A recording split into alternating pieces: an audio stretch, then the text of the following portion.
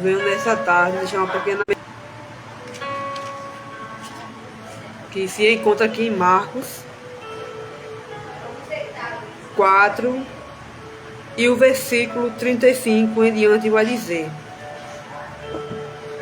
E naquele dia, sendo já tarde, disse-lhe: Passemos para o outro lado. E eles, deixando a multidão, o levaram consigo, assim como estava, num barco, e havia também com ele outros barquinhos. E levantando-se grande temporal de vento, e subiam as ondas por cima do barco, de maneira que já se enchia. E ele estava na polpa dormindo, sobre uma almofada. Então o despertaram, dizendo-lhe: Mestre, não se te dá que pereçamos? E ele, despertando, repreendeu o vento e disse ao mar: Cala-te, aquieta-te. E o vento se aquietou e houve grande bonança. E disse-lhe: Por que sois tão tímidos? Ainda não tendes fé? Então sentiram um grande temor e diziam uns aos outros: Mas quem é este, que até o vento e o mar lhe obedecem? Glória a Deus. Lendo esse texto, se quem leu no capítulo anterior vai dizer que Jesus, ele passou o dia inteiro pregando e ensinando a multidão, sem se alimentar. Ele passou o dia todo. Vamos supor que, em minhas palavras, ele começou a pregar de 7 horas da manhã até a tarde, até o fim da tarde, de 5 horas da tarde. Creio que ele já estava fadigado. Nós sabemos que quando nós trabalhamos, nós chegamos em casa fatigados, cansados, só querendo dormir. Então esse foi o caso de Jesus. Ele passou o dia todo ensinando o povo. E ali ele dá uma ordem aos discípulos no versículo 1, no versículo 35, a parte B diz: Passamos para o outro lado. Ele dá uma ordem aos discípulos para que eles pudessem passar para o outro lado. E quando eles começam, a Bíblia vai dizer que no meio do caminho começa a se levantar uma grande tempestade. Eu creio que, em minhas palavras, aqueles discípulos eles não imaginavam que eles iam ser provados, né? Quando Deus ele nos prova, tem situações em que você não vamos conseguir resolver, a não ser que chame a atenção de Jesus. No versículo 38 vai dizer que Jesus estava dormindo na polpa do barco. Eu creio que, para uma reflexão para nós hoje, é que mesmo quando Jesus estava dormindo, naquele momento ele estava no controle, ou seja, ele permitiu aquele vento, aquela tempestade para provar a fé dos discípulos. Eu creio que, em meio à pregação de Jesus durante aquele dia todo, eu creio que ele pregou sobre isso, mas os discípulos não imaginavam que ia acontecer essa aprovação com eles, né? Então assim foi o que aconteceu. Quando de repente o mar começa a se agitar, o vento vinha ao contrário, de modo que o barco estava a ponto a afundar. E os discípulos começaram a gritar. Eu fico imaginando, quando eu leio esse texto, eu levo minha mente nesse episódio, nesse acontecimento. Eu fico imaginando naquele momento que os discípulos estavam gritando, Jesus nada mais nada menos estava dormindo.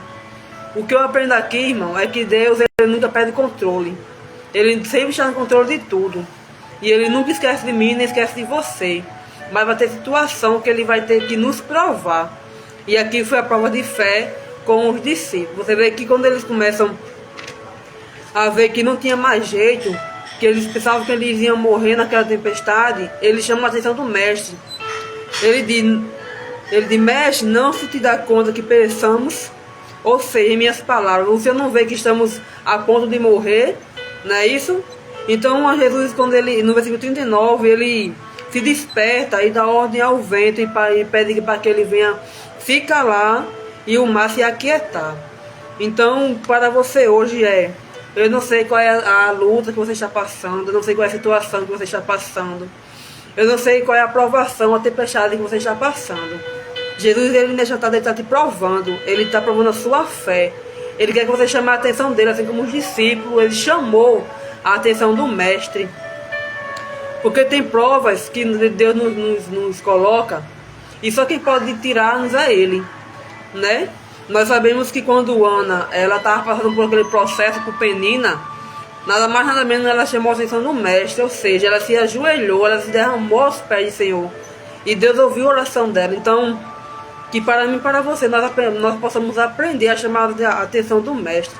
Em meio à tempestade, nós possamos nos derramar aos pés do Senhor, assim como Ana ela fez.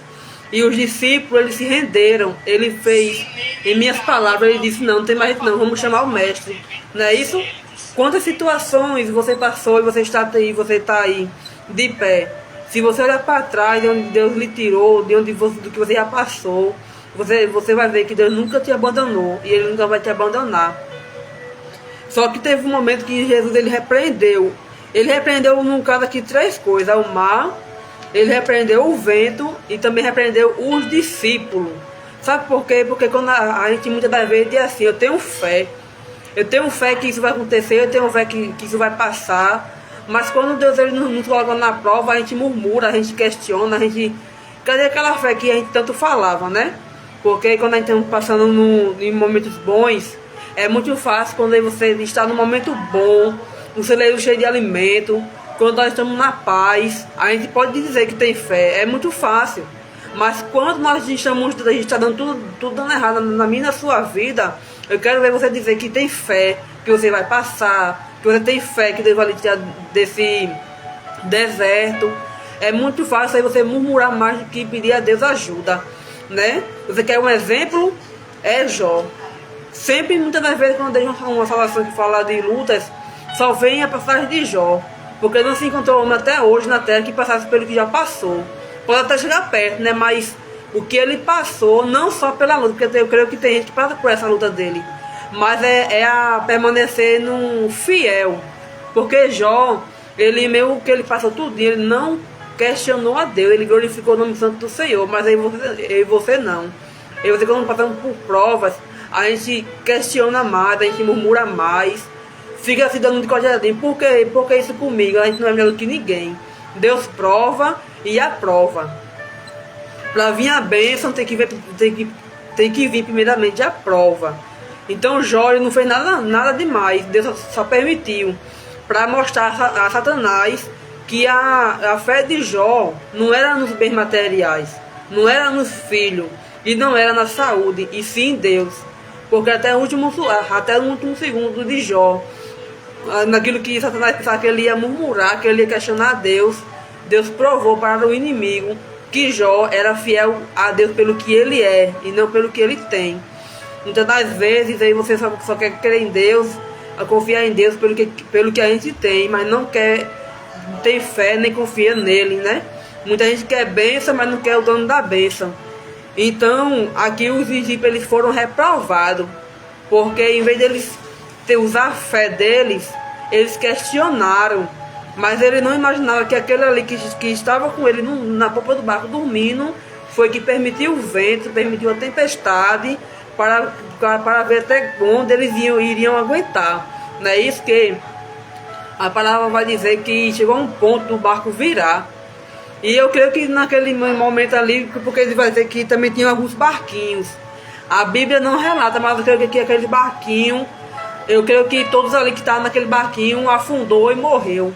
O único barco que não afundou foi o barco que Jesus estava. Então, não perca a sua fé. Não desanime, não desista, porque Deus está no teu barco. E quando ele se levantar, quando ele se levanta, ele dá ordem ao mar e à tempestade, e eles obedecem. Então, assim como Deus vê na vida dos discípulos, né? Por mais que ele venha nos repreender por falta de fé, mas ele é fiel, ele é misericordioso na vida da sua vida, ele permanece fiel, ele permanece com a gente até o fim e nunca desiste de nós. A gente é que desiste dele, né? Mas ele nunca vai desistir de nós.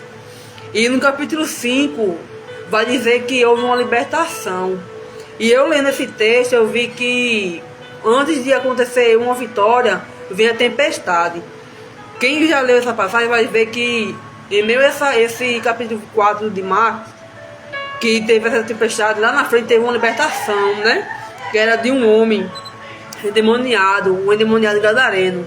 Essa é uma passagem também muito bonita, ela é muito triste, mas com um final feliz, né? Então não existe luta sem vitória. E não existe vitória sem luta, né?